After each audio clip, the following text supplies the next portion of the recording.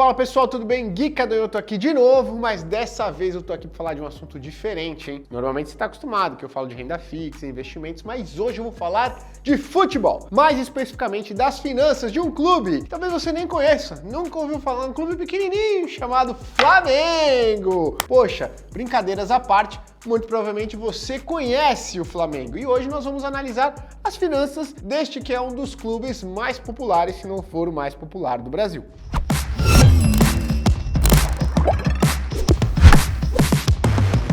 Tô aqui para responder uma pergunta. Se o Flamengo perder a Copa do Brasil e a Libertadores, será que ele vai falir? Será que ele vai andar mal das pernas? Não sei. O Gu que tá aqui com a gente é flamenguista, falou que não tem a menor chance do Flamengo perder, mas, né, como nós aqui vamos avaliar puramente a situação financeira, vai saber se a gente não precisa avisar aí para ele trocar de time. Então é essa pergunta que a gente vai responder. Seguinte, mas antes de começar o vídeo, eu te fazer um convite. Você já tem uma carteira bem estruturada, com renda fixa, ações, fundos imobiliários e tudo? Tem convicção de que ela vai ser vencedora a médio e longo prazo? Se você não tem convicção, eu vou te convidar aqui para assistir a primeira aula da carteira da liberdade financeira que eu e todo o time da Speed preparamos para você. Eu tenho convicção, se você acompanhar todas as aulas, você vai aí colocar os seus investimentos no rumo certo. É só você clicar no link que está aqui na descrição do vídeo. Seguinte, como que vai funcionar esse vídeo? A gente vai dividir ele aqui em 3 partes, tá? Primeiro, a gente vai analisar o caixa do Flamengo, para saber se esse clube, né, tem dinheiro em caixa suficiente para manter o dia a dia aí da operação, pagar salário, jogador caro. Depois, a gente vai olhar para as contas do Flamengo, quanto que o clube vai precisar pagar para fornecedor, funcionário e tudo mais. E por último, a gente vai descobrir qual será o impacto caso o Flamengo perca as 2 finais que estão por vir. O Gu aqui já tá até bravo, não quer mais assistir o vídeo, falou que vai sair da sala, tudo bem, né, Gu? Eu também não sou corintiano, então tudo bem. Ó, antes de qualquer coisa, é importante lembrar que os números que a gente tá olhando aqui, né, eles são referentes ao último resultado divulgado pelo Flamengo, o do segundo trimestre de 2022, tá certo? Bom, o caixa, né, é uma das variáveis mais importantes que um clube, uma empresa, um banco precisam controlar, né, e a administração responsável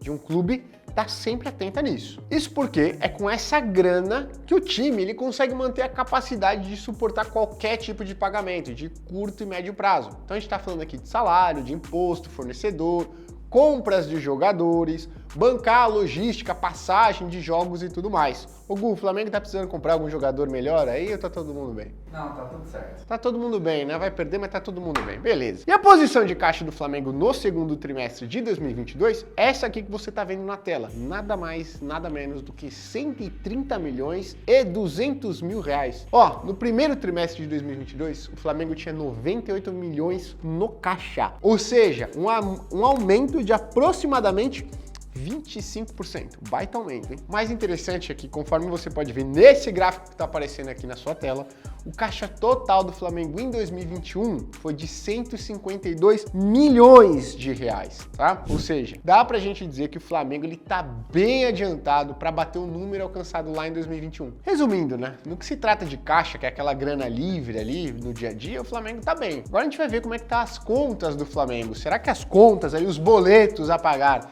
vão assustar os nossos queridos rubros-negros?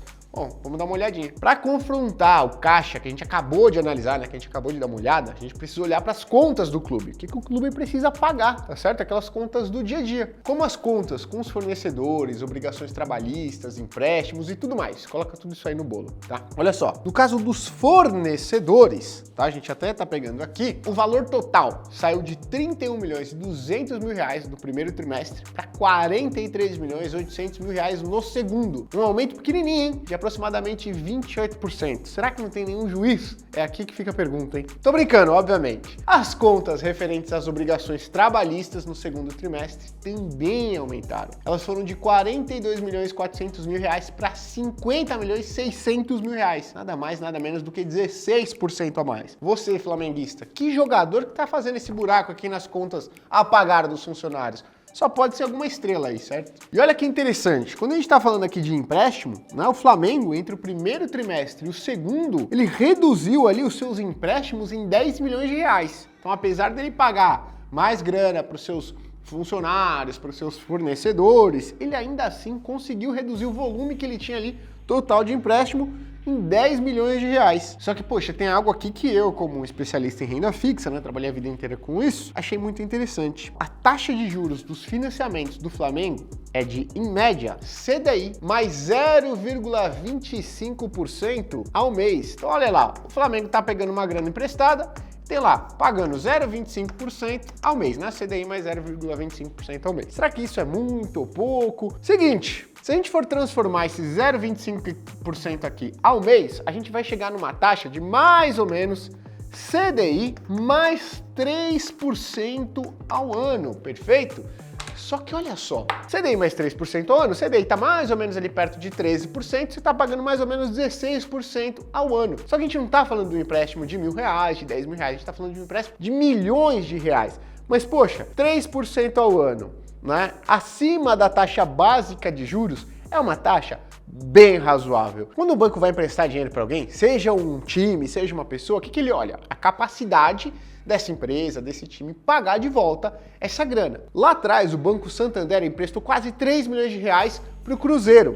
Qual que era a taxa daquele empréstimo? Foi de 1,7% ao mês, o que dava mais de 20% ao ano. E aqui a gente está falando que o Flamengo vai pagar nesse ano, que a Selic está lá em cima, aproximadamente 16%. Quando o CDI voltar a cair, o Flamengo vai pagar ainda menos de juros. Ou seja, as próprias instituições financeiras olham para o Flamengo e falam, poxa, você tem uma boa condição financeira aí, né? É muito provável que você me pague de volta o dinheiro que eu te empresto, por isso eu vou cobrar uma taxinha, ó, pouco superior ao CDI, tá bom? Bom, agora o que eu quero saber é o seguinte, se o Flamengo perder duas finais, né? Poxa, vai ficar tipo o Vasco, vice-vice, né?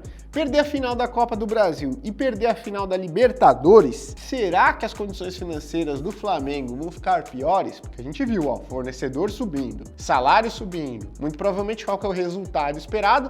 Mais resultados financeiros, né? Mais títulos, o que gera mais receita para o clube. Então é isso que a gente vai dar uma olhada agora. Se o Flamengo perder, como é que ele fica em termos financeiros daqui para frente? Conforme você pode ver no gráfico aí na sua tela, o Flamengo divide a sua receita em algumas caixinhas, tá? As premiações, né, que são resultados ali das vitórias em grandes campeonatos, entram nessa caixa que o Flamengo chama de broadcast, onde vão as receitas que vêm dos direitos de transmissão de seus jogos, mais os famosos prêmios dos campeonatos, né? Então vamos lá. Eu já vou dar a notícia logo de cara, senão o Gu aqui vai ficar muito apreensivo, tá roendo as unhas, já tá ali trocando a camiseta. Que isso, Gu? A camiseta do Corinthians, cara? Pô, já tá colocando por cima ali, João.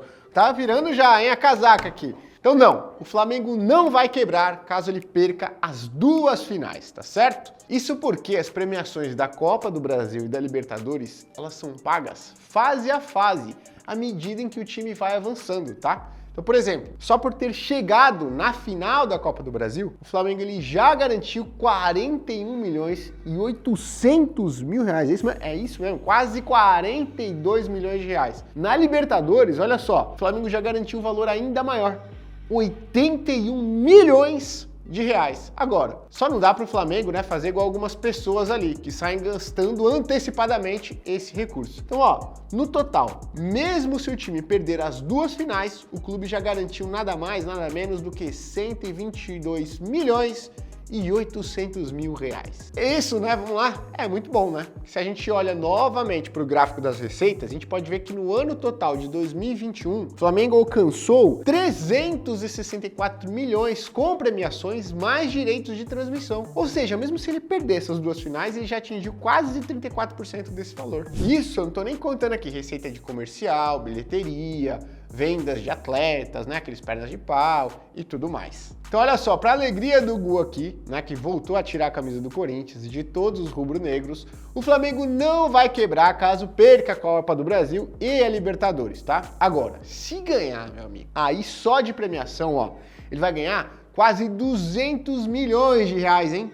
O que ajudaria e muito a cumprir uma meta aí bem ousada, né, da diretoria do clube, caso você não saiba, que é arrecadar mais de 1 bilhão de reais ainda em 2022. Agora eu quero saber de você. O Flamengo vai ser campeão da Copa do Brasil e da Libertadores? E outra coisa, você acredita que eles vão conseguir, enfim, arrecadar 1 bilhão de reais em receita?